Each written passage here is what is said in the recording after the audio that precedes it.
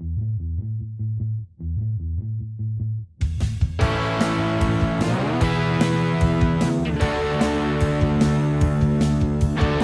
Sarah Kendzior, the author of The View from Flyover Country and the upcoming book Hiding in Plain Sight. I'm Andrea Chalupa, a journalist and filmmaker, and the writer and producer of the upcoming journalistic thriller, Mr. Jones. And this is Gaslit Nation, a podcast covering corruption in the Trump administration and rising autocracy around the world.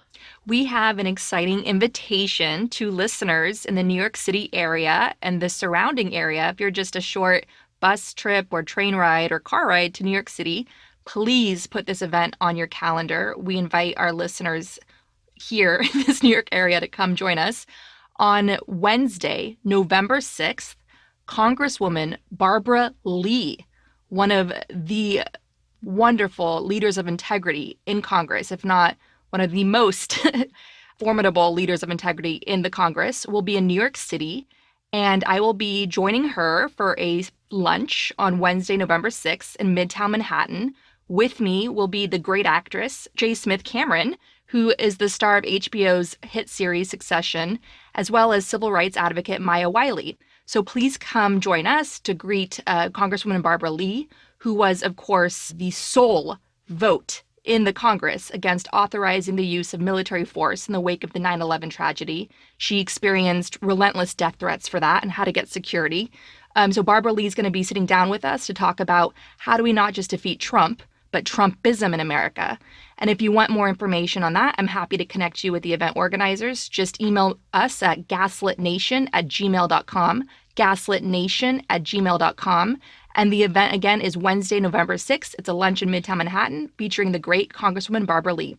Yes, and we'll put info about this on our Patreon page. You can visit. Just noting, I will not be there because I live in Missouri, but it does sound awesome. So I encourage all of you to go.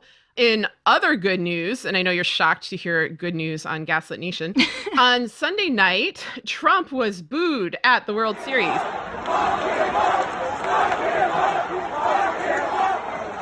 The laments of elites who are fine with kidnapped children being put in cages, but not with Americans speaking out against a president who is a confessed criminal.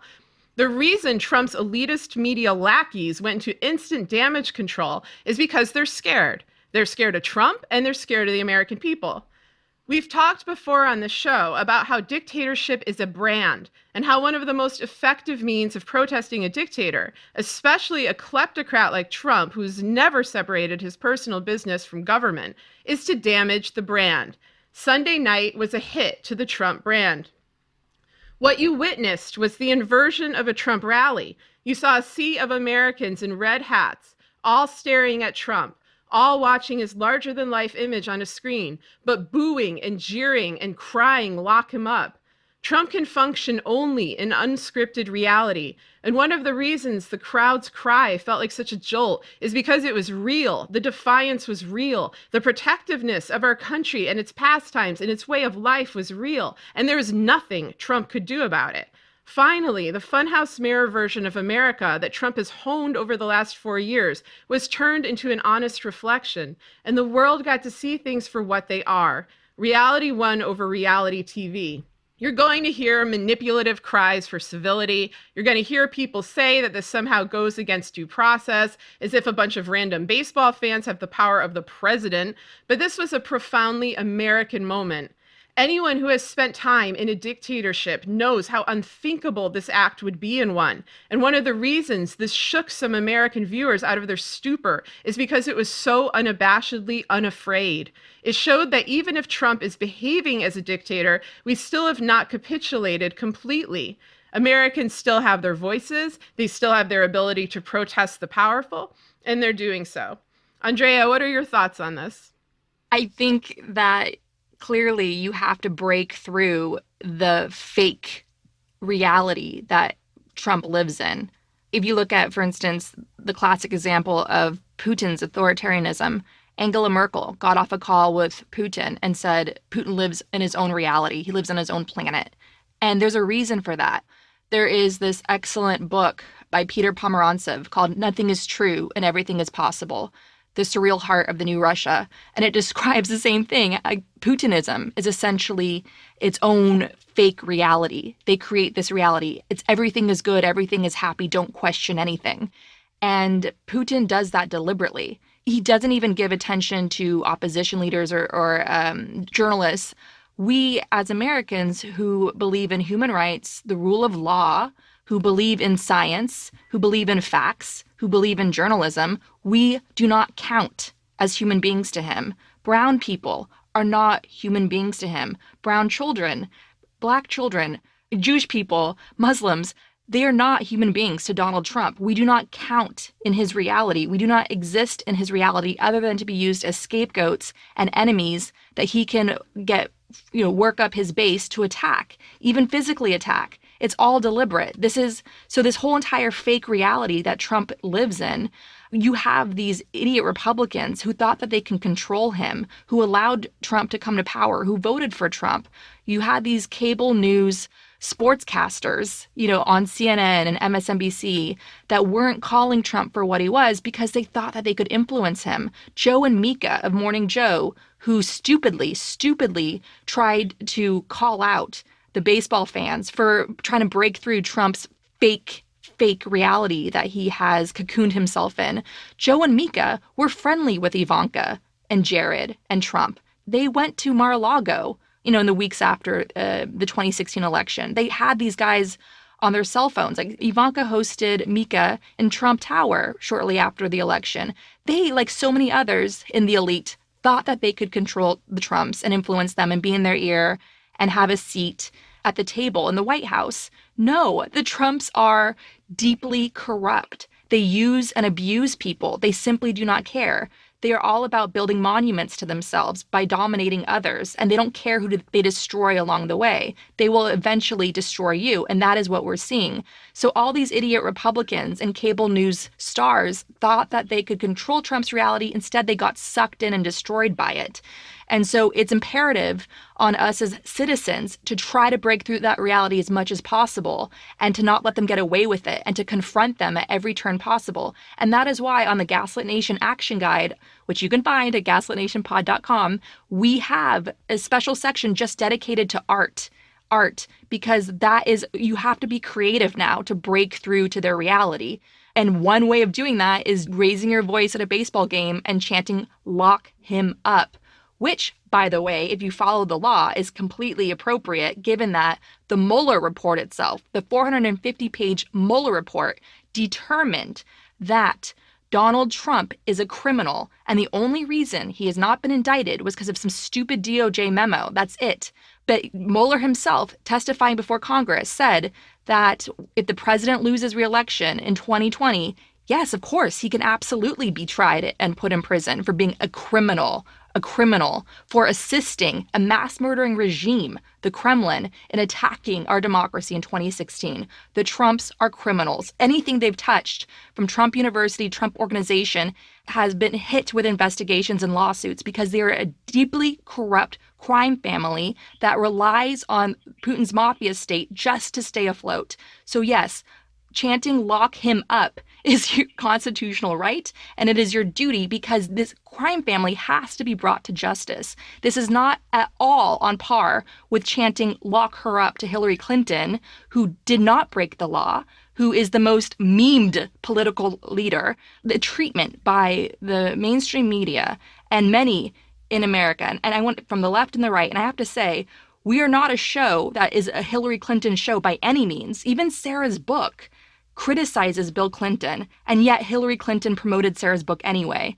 And you have to understand, we hold up Hillary Clinton because whether you're left or you're right, if you're a thinking person, if you're an independent thinker, you have to acknowledge the fact that it was an absolute travesty what was done to her. She was dehumanized. She was memed. And whether you're a Bernie supporter or whoever supporter, it doesn't matter. The treatment of Hillary Clinton could happen to anybody who dares to take on the corruption in this country. It could happen to Elizabeth Warren. It could happen to Bernie if he gets the nomination. It could happen to Kamala Harris if she gets the nomination. It could happen to anyone that dares to try to stand up and hold the global kleptocracy accountable, because we're up against the richest individuals on this planet. So you don't think what was done to Hillary Clinton will be done to anybody else that comes along? Of course it will. They'll dehumanize, and they will meme, and they'll get their bots going, and they'll get their cable news going. They'll get Fox News going. Certainly the Kremlin will be on the side of whoever's going to support corruption and make sure that the Kremlin and its allies in the West dodge accountability. This could happen to anyone. That is why we keep trying to remind you that you have to fact check these people and their reality. And lock him up is completely accurate and appropriate. Yeah, exactly. Lock them up is not some random request. Lock them up is directed at individual one. Lock them up is directed at someone who has repeatedly confessed his crimes. He has been confessing his crimes for 3 years. Like, the most damning words that have been spoken have been his own. And it's interesting and important that you drew this back to Russia, because also in the news this week was that Russia now has the greatest collection of wealth among the smallest percent of a population, like under 1% of the population, of now any country in the world. Like the United States, which is of course notorious for this, which is notorious for being a plutocracy, is much lower on the list than Russia. And that is the system that they want to emulate, because it is extremely hard for the public to have any kind of leverage when you have this level of wealth collection and wealth hoarding among an elite, when you have this level of billionaires controlling every meaningful apparatus of power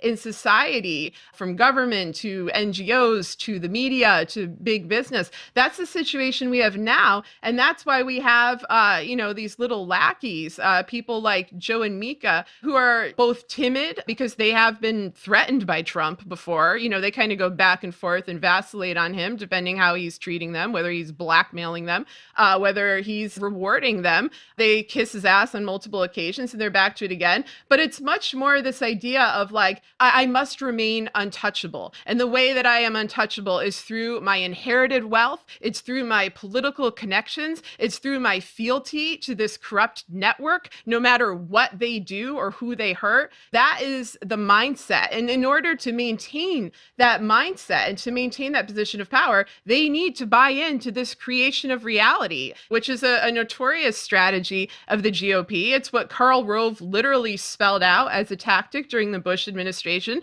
that the powerful will invent reality, that we're all just players in their game. He said it out loud. He confessed it because he was so confident that there would never be repercussions and that there would never be, any kind of truly powerful political blowback from the people. And now we have a lunatic creating reality. We have Trump, who is a sociopath and a narcissist and an egomaniac. And that's a much more dangerous situation. As awful as the Bush administration was, this is much more dangerous. And it requires these pundits to really vouch for the absurd, to lie just like Trump does in the most blatant and brazen way, and to attack fellow Americans, to attack ordinary Americans who simply oppose corruption, want the rule of law to actually mean something, and oppose the vindictiveness and cruelty of a president who is illegitimately put into power. Like, it's so simple, it's so basic, it's really something everyone should be able to get on board with. Yeah, they don't. To your point, Joe and Mika only care about Trump when it personally impacts them. They lack empathy, as clearly exhibited during the 2016 election, because people of color in America knew who Trump was from the get-go. I mean, their lives were on the line. The lives of the people they love were on the line. And Joe and Mika didn't care. They were just trading in favors, essentially. Like, they were just acting like they were inside the club and that they would have influence in the White House. They didn't care. So you have to understand that Morning Joe is a show that protects the forces that allowed Donald Trump to come to power in the first place. And nowhere is that exhibited greater than having Stephen Ratner on that show all the time, the American financier, who essentially goes on Morning Joe and acts like the publicist for Wall Street. And it's so evident in how he protects Wall Street's socialism. You know how Wall Street was bailed out by the American taxpayer, and yet he has the nerve to vilify people like Elizabeth Warren, who is presenting common sense solutions to try to keep Americans from falling through the cracks and try to prevent the middle class from disappearing completely. And so Steve Ratner goes on Morning Joe and he just spouts off all these ridiculous talking points just to protect Wall Street's socialism. That is what kleptocracy looks like. It's where they can take, but God forbid the people actually hurting at the bottom asks for any help and support. That is who Morning Joe protects. Yeah, exactly. I've been on Morning Joe. I went on Morning Joe after my book came out, and I mean, people afterwards were like, "Did Sarah Kendzior just subtweet Morning Joe on Morning Joe?" And I mean, and you can go look up the clip and find the answer to that. Anyway, so on the same day that Trump was booed later on in the World Series, the day that Nate Silver has bemoaned as poor little Trump could not have one good day because of the evil libs, which is quite revealing, is of course the day that Trump announced the death of ISIS leader Abu Bakr al-Baghdadi, who has been rumored to die multiple times before, but apparently this is for real. Trump had promoted the death the night before, like he was promoting a reality show special. We would like to clarify that obviously it is good this man is dead. He was a brutal terrorist. We are happy that the U.S. Special Forces was able to take him out, as well as, with the help of our other allies in the region. But we have some serious problems with this story. Trump, instead of treating this as a serious and somber moment in American foreign politics, basically made a speech reciting the death that sounded like an extremely graphic plot of a movie. The plot has been contested by numerous U.S. military officials. Trump claimed himself that it was like watching a movie. In reality, it was impossible that he was even able to watch the death if you match it with the descriptions that he gave. It's important here to remember that Trump is a sociopath obsessed with graphic torture. He luxuriates in these descriptions because he does not consider people beside himself to be real. To get back to the point that Andrea and I were just making, some other things that were a bit particular to this administration. Trump thanked Russia before thanking the U.S. Special Forces. Trump did not alert House intel officials about the operation, including Pelosi and Schiff, because he said that they would compromise security by leaking. So this is yet another instance of Trump prioritizing foreign governments, including governments that are hostile states like Russia, over the United States. A final point before I ask your opinion on this is we cannot separate al-Baghdadi's death from the broader situation in Syria, in particular the shifts in policy that the Trump administration has made recently, which have been so horrific and so disastrous, in particular for the Kurds, who are now targets of ethnic cleansing by Turkey. Garry Kasparov, the Russian dissident, chess player, writer, and I think one of the best analysts of the situation, tweeted on Sunday, quote, "Isn't it obvious what happened here? Surely Putin and Erdogan gave up al-Baghdadi in exchange for Trump abandoning northern Syria and the Kurds. A quid pro quo, I believe it's called. Or are we to believe that it's a coincidence that al-Baghdadi was in the only house left standing after all of Putin and Assad's bombing of Idlib? Either they gave him up or simply declined to warn him this time." So basically, Kasparov is putting the killing of al-Baghdadi in the context of these pretty inexplicable and cruel policies that the Trump administration has recently enacted in Syria, the policies that have shocked so many and made people question what exactly we're doing here. Do you have any thoughts on that or on the assassination in general? Well, certainly the Trump crime family operates on quid pro quos. That's how they operate. If you're not useful to them, you don't exist. If you try to stand in their way, they will try to destroy you. Quid pro quos, as we know them, just in how they came to the White House in the first place, we know that in June 2016, Don Jr., Paul Manafort, Jared Kushner, meeting in Trump Tower with essentially representatives of the Kremlin, lobbyist lawyers linked closely to the Kremlin who have pushed the Kremlin's interests for years in the West. They had a meeting with Trump's family and reps of his campaign because it's the same thing, right? And we don't know exactly what was discussed there, whether Donald Trump came in or was on speakerphone or whatever. We don't know. And Mueller did not have the teeth to really go after that and really force testimony, try to get that testimony out of Don Jr. himself. We know that those guys, including Jared, got off, except for Paul Manafort. But a month later, you had WikiLeaks weaponize the the treasure chest of emails stolen from the DNC to deeply damage Trump's opposition in the 2016 election. So it's very likely, given what we know about Donald Trump and how he operates, that the June 2016 meeting was a quid pro quo. We know beyond a shadow of a doubt that Donald Trump and his gang of yes men around him, from the Secretary of State Pompeo to the Attorney General William Barr, pressured through their many, many ways on many, many different fronts, pressured the new president of Ukraine to try to invent a crime committed by Trump's opposition, including Biden, one of his political opponents right now running for the White House. So we know that that was a quid pro quo. Ukraine knew that it was not getting weapons that it desperately needed to ward off an invasion, to try to push back an invasion by the second most powerful military in the world, Russia. And people were dying. While Trump was withholding much needed defensive aid to Ukraine, people were dying in Ukraine. Okay, this had, once again, Donald Trump and Ivanka Trump and Jared Kushner are responsible for the loss of innocent life. Once again. And so, yes, a quid pro quo is very much how the Trump crime family operates. So possibly Kasparov is right. If that's true, what is just as damning, if not more so, listen to this from the New York Times.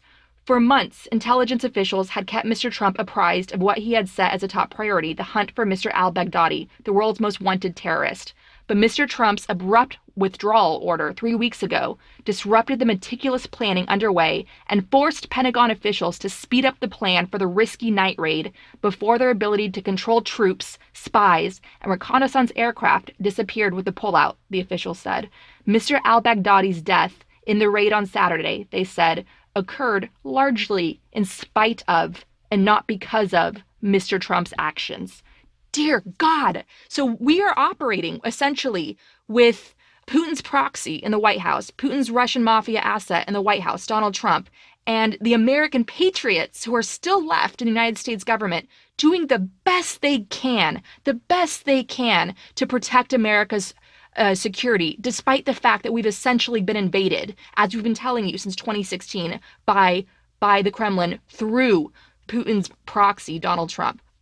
To that point, one other thing that Trump said about this is that he basically, as usual, confessed to the crime and said, we're there for the oil. Like, we don't care about the Kurds. He basically doesn't care about the U.S. Special Forces. Trump is notorious for denigrating the military. This is something he's always done, whether it's John McCain or Khizr Khan or, numerous other veterans who he's slighted. And, we'll get into the latest one in the later part of this show. It's another betrayal of our country. In terms of a quid pro quo, we know that Trump has been fulfilling Putin's wish list, his foreign policy wish list, from the minute he got into office. This seems to be part of it. I'm wary about where it's going. I'm not completely sure. And, the gift, I guess, would be the death of al-Baghdadi, which Trump thought would be this great propaganda moment for himself, a way that he could compete with Obama and the killing of Osama bin Laden, under Obama's administration, because, of course, Trump is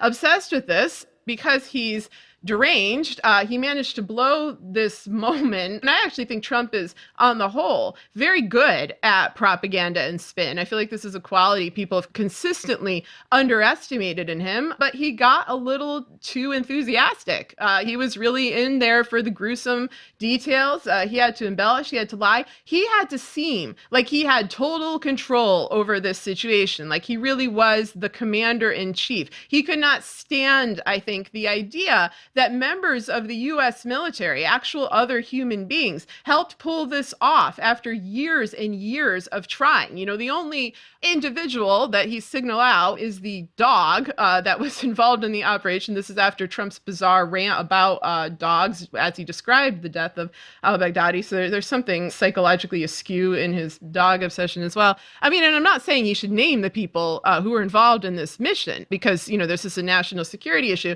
but, show actual respect, give some credit and recognize that this is not, they're not doing this for Donald Trump. They are doing this for the safety of the world. They are doing this for the safety of the U.S. They're doing this to rid the world of a terrorist, monster who's been slaughtering people, who is, responsible for the deaths of so many in that region. But he can't ever distance any of that from himself. There's one more thing I want to bring up with this, because I feel like the media kind of missed it. On Sunday, Trump apparently was going on about how he himself is like, the arbiter of national security and spotting terrorists and hunting terrorists and spotting the threat in advance. And among the claims he was making is that he saw 9/11 coming when no one else could see it coming. and nobody knew what he was talking about. In the book that I wrote that's going into production now, Hiding in Plain Sight, I actually discuss this claim that Trump has made about 9/11 because it's kind of interesting when you dig into it. Trump did have a book that came out in 2000 called The America We Deserve, and I read this godforsaken book. And he's not entirely wrong about this claim. The book had a ghostwriter who put his ramblings into coherent sentences, and in it, Trump, quote unquote, does call out Osama bin Laden as a major threat, and he does bring up the World Trade Center as a target. These are not exactly leaps in logic. This is not some genius analysis by Trump, since the World Trade Center was attacked in 1993, and bin Laden had just committed terrorist acts in Kenya and Tanzania. But what I thought was interesting here and alarming is that Trump's had this obsession with terrorism when he was a businessman. You have to remember, this is 16 years or more before he was elected. And while he'd always shown interest in running for president, he didn't allegedly have these kind of, national security interests. And one of the things about this is that during this time, Trump was working with the Russian mafia and its associates. And one of those associates was a mobster turned FBI informant, and then later turned Trump's direct partner, Felix Sater. And so Sater claims to have been working with the US government to track al-Qaeda between 1998 and 2001. And this claim has since been backed up with some documentation. It's a disturbing claim in itself. Sater later went on to partner with the Trump family directly on real estate ventures that were fronts for money laundering. And so meanwhile, you have to kind of look back at what was going on with al-Qaeda in the late 1990s when Trump and his ghostwriter put out this book.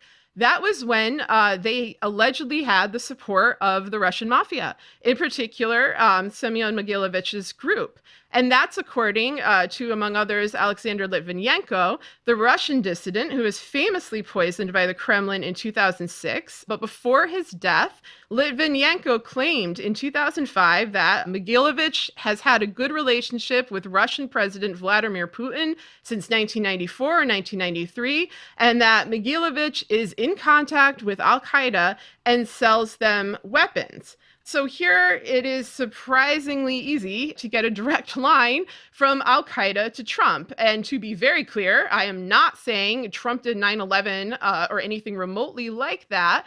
But I wonder if Trump's unusual early obsession with terrorism may have had to do with the Russian mafia operatives with whom he was working in the 90s.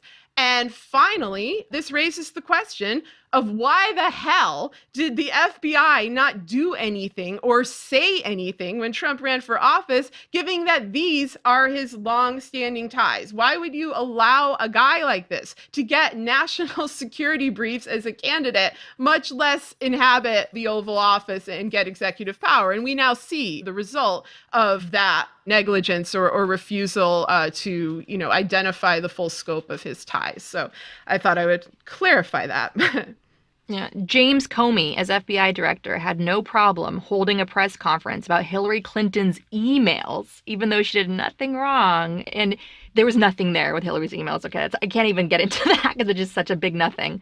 So James Comey had no problem holding a press conference on Hillary Clinton's emails, yet did not hold a press conference, even though it is unusual for an FBI director, period, to hold a press conference. But he did not publicly warn the American public that a known Kremlin operative, Paul Manafort, was running Donald Trump's campaign, and that Donald Trump and his family deeply relied on funding from Putin's oligarch state for years. James Comey even refused to sign on to a letter by major U.S. agencies, including the Department of Homeland Security, warning the American public about Trump and Putin's meddling in 2016. So James Comey is very much complicit in the Kremlin's attack on our election in 2016. His latest excuse, Comey's now going around saying basically like, oh, we can't talk about Trump and Russia in the election because it's too complicated for the American public to understand, which it just blows my mind. The audacity of that claim, how condescending and insulting it is, how he tries to excuse his own dereliction of duty by placing the onus on the American public. And also, I'm sorry, it is not hard to understand because this goon squad keeps confessing. Like Trump literally got up on a stage and asked Russia for Clinton's emails. Donald Trump Jr. has emails where he's like, oh, wow, you're going to give me the goods on Clinton? Like, thanks, Russia. Good idea. Felix Sater, who I just mentioned, and Michael Cohen, Trump's attorney, have emails publicly from 2015 saying our boy is finally going to get into office with the help of the Kremlin. Like, the criminals are spelling out the crimes. They're using really easy language. They're not out there using Latin and legalese and all the stuff that, the alleged good guys have been using, which I do think makes it more difficult for the public to understand. It's not that complicated. He's a Kremlin asset. He bribes people. He threatens people. He's not working for America. The FBI screwed up. I don't know why they screwed up so badly when this is like a crime that you could solve with back issues of Spy magazine, but they did. And, they owe us an explanation. Comey owes the public an actual explanation. An apology. James Comey should spend the rest of his life volunteering for immigrant communities on the border. And James Comey should spend the rest of his life leveraging his entire network of people who work in our national security. Like, he was the head of the FBI. He has a network of incredibly talented people around him who are law enforcement officers. What they should do is volunteer their services pro bono to try to locate the children who have been separated from their parents on the border. That is the only way right now for James Comey at all to come close to redeeming himself for his role in helping bring a Russian mafia asset to power. I think that would be an actually useful thing to do. I can't believe... Instead of his bullshit book tour. I hardly swear on this show. It's all crap. Like, I remember, Harry Reid, like, imploring Comey, like, you need to inform the public of this threat now. You need to give the public full information about Trump's ties. He didn't mean do it, like, years later in a book tour and half-ass it the whole time. Like, it's disgusting. And the reverence people still have for Comey. For a while, I kind of felt like, wow, Americans, we're finally kind of on the same page. Like, there's some people everybody hates. Like, there's, like, Jeffrey Epstein, there's the Sackler family, and there's Comey. Like, everyone kind of hates him. The Trump people, the Democratic side. And then he just got, built up, built back. He got this false redemption, which is such a dangerous thing. We're seeing this again with people like John Yoo, the torture memo guy, going on and slandering, one of the new witnesses in the Trump case. You have to stop redeeming these people through books and through cable TV appearances and through all this nonsense that presents them as a legitimate individual whose career somehow makes up for their massive betrayal of duty to the American public. Like, I'm sorry, he sucks. He screwed up and people are dead as a consequence. People are dead because James Comey wouldn't speak up because he's too gutless or cowardly. I just know he owes us an explanation, and that, as you just pointed out, you cannot separate the Trump-Russia crisis from the broader crises of authoritarianism and of cruel, evil policy that this administration has enacted as a result of Trump getting into office. Those kids are dead or separated from their parents, in part because the government, and I mean this in the broadest respect, would not investigate Trump-Russia when it mattered. Back in 2015, back in 2016, back in early 2017. They had time, they had a chance, and they blew it. And we don't get that time back, and those parents don't get those kids back. And I want everyone to remember this. Like, there isn't forgiveness here. You can try to do the right thing, and you should try to do the right thing and redeem yourself if you were one of the people who caused this. But damn, this will not be forgotten. So if we ever do manage to get a Democrat into the White House, that president will have to basically spend his or her first term repairing the deeply damaged relationships between us and our allies. That's basically what the first term is going to be spent doing. Do you understand how much harder it will be to get groups like the Kurds to back us up in wars against terrorism and existential wars? Because they're going to look at even a Democrat president and be like, I may trust you, but what if you lose re-election? I cannot risk the instability of American politics. That is the deep damage that has been done here. That is how Putin wins out. Putin needs America to be damaged on the global stage, because if people like our allies, the democracies around the world, are reluctant to stand with us or reluctant to make deals with us and are reluctant to defend our interests abroad. I'm not saying in the forever wars, but the Bush wars, right? the apocalypse that Bush unleashed in Afghanistan and Iraq, Middle East, that's still ongoing. We're stuck. We're stuck with that right now.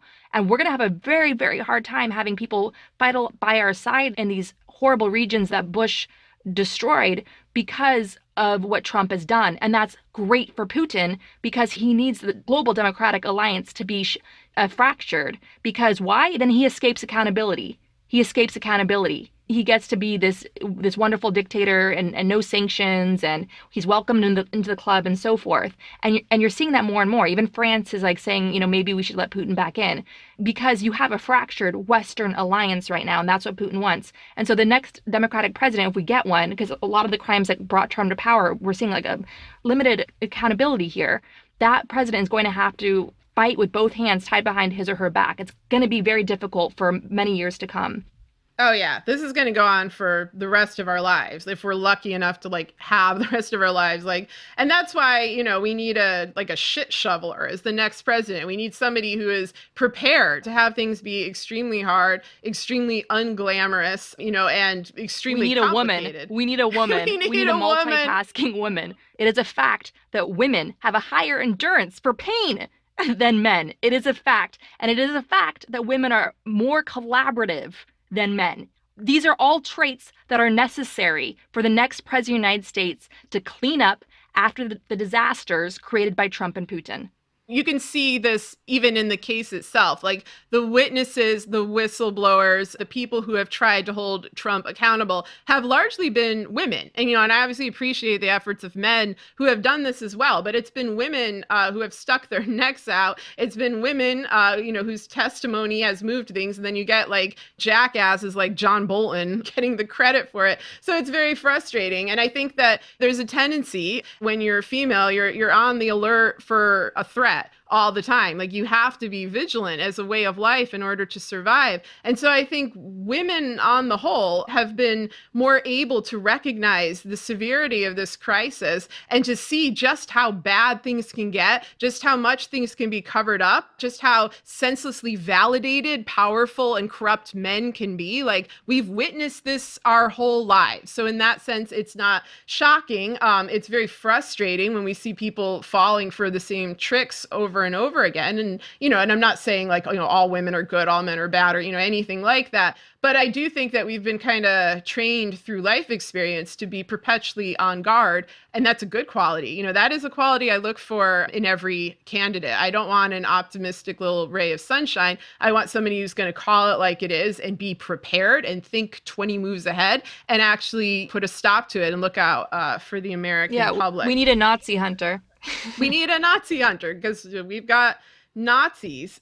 And speaking of the perpetually surprised punditry, we once again had another week of everyone wondering why Bill Barr, nicknamed the cleanup general by a conservative in 1992, whose entire reputation is about cleaning the GOP's dirty laundry while baselessly persecuting Democratic rivals. That is what Bill Barr is known for. They are shocked that he is at this again, and that Bill Barr is doing exactly what we told you Bill Barr would do when he was nominated last year, which is flip the script, investigate the investigators, and build an entire alternative reality to fit his aims and to cover up for all of the dirty business that Trump, his family, and his pool of lackeys have been involved in. And so now Bill Barr has kind of formally announced his show trial ambitions, and it is frustrating. I am frustrated at the perpetual surprise of the punditry who apparently lack access to Wikipedia. And I am even more frustrated that there is not a movement within Congress to impeach him, or at least to on a daily basis call out how dangerous he is and how illegal and illicit and damaging his actions are. People should be very proactive about Bill Barr because Bill Barr is a very proactive kind of guy. He's not stupid. He's very skilled. He's good at being bad. They need to be prepared, and they are not. And, we're seeing this yet again. So we have, as of this morning, a new witness statement released from somebody who had heard Trump's call with the Ukrainian president and was deeply alarmed and, wants to speak to Congress to voice his concerns. His name is Alexander Vindman. He, of course, has a twin named Yevgeny because this has to move this way. And I'm just waiting for the moment where Trump was like, it wasn't him, it was his twin, and we're going to get the full soap opera thing. Anyway, I should not be joking about this because he is being seriously attacked. I encourage everyone to read Vindman's statement of testimony. It's very straightforward. He describes his experience as a Ukrainian American who went on to serve his country in Iraq, then joined the government, in a national security capacity. And he was alarmed by, the extortion that Trump was attempting to implement in regard to Ukraine and the general torpedoing of United States foreign policy and the reputation and trust of the United States internationally. So, he is speaking out and he's being smeared. You've got pundits on CNN smearing him, pundits on Fox smearing him, trying to destroy his reputation. And one of the things that is very alarming is that they are questioning his patriotism and they're questioning his loyalty. And they're doing this by saying he is a Ukrainian American. This is a guy who moved to America as a child. I think he was like 9 or 10 or something when he arrived from the former Soviet Union. And they're just like, he speaks Ukrainian, he speaks Russian. Like, that's some bad thing. Like, I want people in the government who speak those languages. The Obama administration infamously cut research into the former Soviet Union and cut the number of speakers of those languages. And that's part of the reason we got in this problem, is because we don't have people with the geopolitical acumen. This guy actually has it. But honestly, Andrea, this reminded me of the way that the Breitbart, Sputnik, Manafort, Trump team machine goes after your sister. You guys are Americans. You're from California and of Ukrainian descent. And they do this whole thing where it's like, ooh, a Ukrainian American. They must be a spy for Ukraine. That's just total bullshit. It's deeply insulting. It's incredibly offensive. And, we've got one more example of it here. Yeah, without question.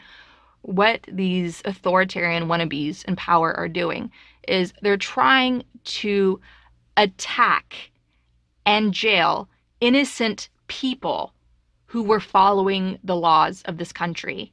This is what authoritarianism looks like. They're far-right propaganda machines, from Fox News to the Kremlin-funded Sputnik News. Those far-right propaganda machines are deeply pocketed. They have massive amounts of resources at their disposal. And what they are doing is they're using their propaganda machines to harass innocent people who were just following the law and being patriotic in protecting their countries from an attack from a mass murdering authoritarian regime. That is what is going on. And my sister is a victim of this. They are trying, like with Biden, to invent crimes that my sister in no way, shape, or form committed. And what they're doing is essentially they're trying to punish people who exposed their crimes. Trump is obsessed with hunting down, humiliating, and punishing those who caught him. From Lisa Page to Bruce Orr to Andrew McCabe to Christopher Steele, Devin Nunes, Donald Trump, Jim Jordan, the Republican Party generally is trying to hunt down and harass and unjustly persecute those who caught them. That's all this is. And that also extends to our allies, by the way. Devin Nunes went to London trying to hunt down the, information on Christopher Steele. The UK is one of our closest allies in protecting our national security. And, we're joined together in fighting against terrorism. We're united in standing up to Putin's aggression. Historically, that's been the case since World War II. The US is united with democracies around the world in standing up against fascism. That has been the world order since World War II. And of course, anytime we've fallen short of those values, we've weakened ourselves, without question. And so now you have attacks and investigations by the deeply corrupt Republican Party and Trump crime family in the White House, trying to hunt down even any assistance from our allies like Australia and the UK and so forth, because they are furious that they got caught and they want to harass relentlessly and persecute and deeply damage those that expose them. And a lot of this is also trying to set up this horrible narrative that it was the whistleblowers, it was the investigative journalists, it was the American intelligence community, the CIA and the FBI that is to blame, right? That's what they're trying to say. And if they can succeed in setting up that narrative, they can invent the crimes. If they can invent them by, strong arming the president of Ukraine and into inventing something in Ukraine that they could connect to their enemies, then what they can do is they can justify a pardon for Putin's American operative, Paul Manafort.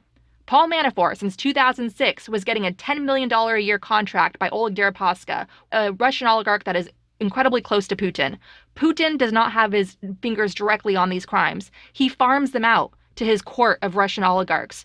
Putin is arguably the richest man in the world. The fact that he has an obedient court of oligarchs who are all disgustingly rich off the backs of innocent Russians, okay? Off the backs of innocent Ukrainians who are being murdered by Putin's invasion and innocent Syrians who are being murdered by Putin's bombardment of poor Syrians and Georgians and so forth. Putin, with his court of oligarchs combined, is astronomically rich. He basically controls a blood money atomic bomb that he leverages against democracies around the world to weaken them, to spread his corruption so he could avoid accountability and remain in power, even if he is just the czar of a pile of bones. He doesn't care. I mean, he brought back Stalin. He resurrected Stalin for a reason. There's statues going up to Stalin under Putin for a reason, because he believes that wealth and power and destroying others, all for the sake of money and power, is completely justifiable in his mind. And Donald Trump shares those atrocious lack of morals. It's a matter of values. That's what they share. And so they need to get Paul Manafort pardoned. They need to get Paul Manafort out of prison, because Paul Manafort has no problem putting on a suit and tie and going on Chuck Todd's Sunday show and spouting their talking points and trying to clean up their image in the West. They need someone like that. Manafort has that criminal mind that they need to rig the system so they can hack our elections and get their candidates elected, whether it's in Ukraine or the United States.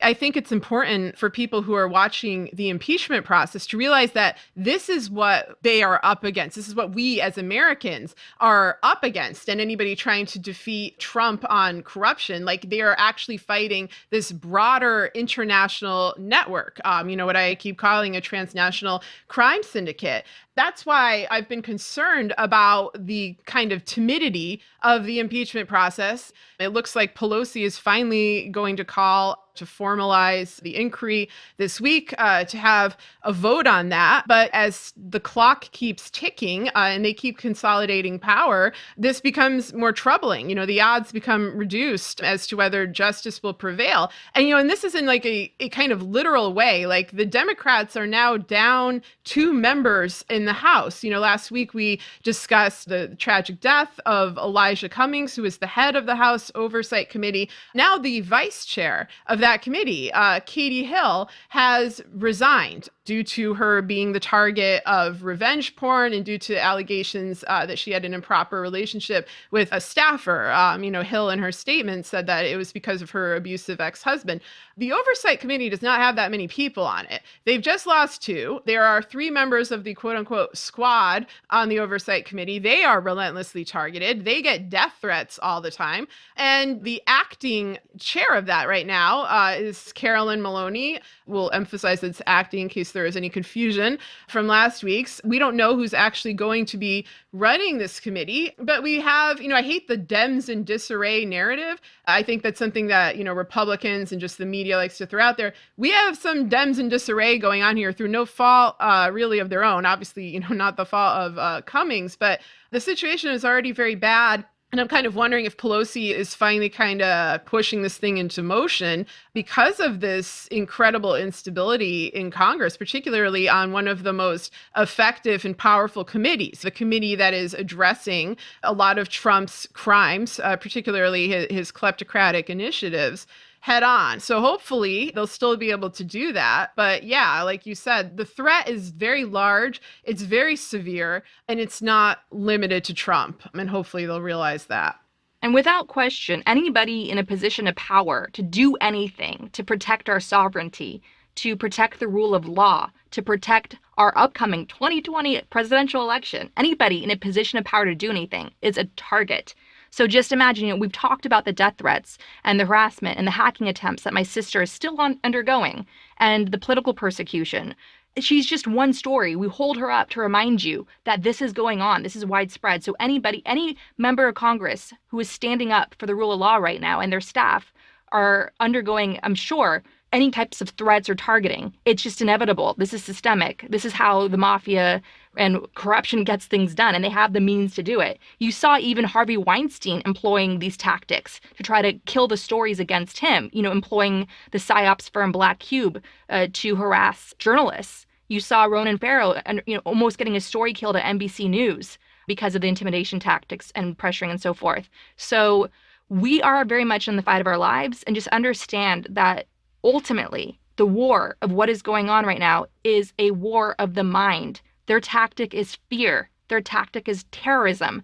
You cannot give in to fear. You absolutely cannot give in to fear. You have to stand up and keep horrible human beings out of power. And every little act you do, no matter how small, spreads hope into the world.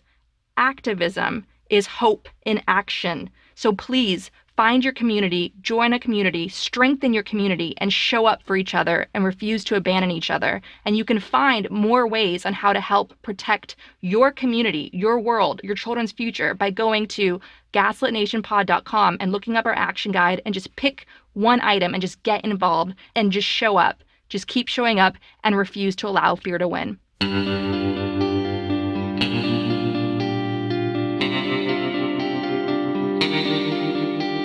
Our discussion continues, and you can get access to that by signing up on our Patreon at the Truth Teller level or higher. We want to encourage our listeners to join us in donating to help climate refugees in the Bahamas impacted by the hurricane. One way you can help is by donating to the Grand Bahama Disaster Relief Foundation, a local organization coordinating relief efforts on the ground. We also encourage you to donate to help critically endangered orangutans already under pressure from the palm oil industry and now horrendous fires in Indonesia. Donate to the Orangutan Project at theorangutanproject.org. Gaslit Nation is produced by Sarah Kenzier and Andrea Chalupa. If you like what we do, leave us a review on iTunes. It helps us reach more listeners. And check out our Patreon. It keeps us going. Our production managers are Nicholas Torres and Carlin Daigle. Our episodes are edited by Nicholas Torres, and our Patreon-exclusive content is edited by Carlin Daigle. Original music in Gaslit Nation is produced by David Whitehead, Martin Vissenberg, Nick Farr, Damian Arriaga, and Carlin Daigle. Our logo design was donated to us by Hamish Smith of the New York-based firm Order. Thank you so much, Hamish. Gaslit Nation would like to thank our supporters at the producer level and higher on Patreon. Adam Levine, Alan Liu, Alexandria Lane Detweiler, Ann Marshall, A.W. Nicholson, Biophilia, Brian DeHuden, Carol Gulstad, Carolyn Friend, Catherine Anderson Karina, Kathy Kavanaugh, David Porter, Diana Gallagher, D.L. Singfield, Doug Friedenberg, Eric Kaplan, Arena Guardia, Ethan Mann, Fontaine Pearson, George Hughes, Gordon Shumway, Gustav Halsby, Henri Deschamps, James Silverman, James Tolley, Jared Lombardo, Jason Rita, Jennifer Slavic, Jans Alstrup Rasmussen, Jody DeWitt, Joel Newman, John Dambro, John Keene, John Ripley, Karen Crouch, Kate Cotton, Kelly Ranson, Kenshiro Nakagawa, Kevin Christie, Kevin M. Garnett, Christy Vital, Kim Mellon, Larry Colwell, Lawrence Graham, Lorraine W. Todd, Lewis Mitchell, Luke Straned, Mandy Farapur, Marcus J. Trent, Margaret Moe, Matt Perez, Maureen Murphy, Michael Woldridge, Michelle Dash, Mike Tripico, Nicole Spear, Paige Harrington, Rhonda White, Rich Craw, Sonia Bogdanovich, Sheila Humphreys, Sheila Griffith, Solomon Hikes, Susan Solomon, Tanya Chalupa, my mother, Ted Gary Mitchell, Terry Brady, Victoria Olson, Zap Rousdower, my father. Thank you all so much. and Zachary Lemon. Thank you all so much for your support. We could not make this show without you.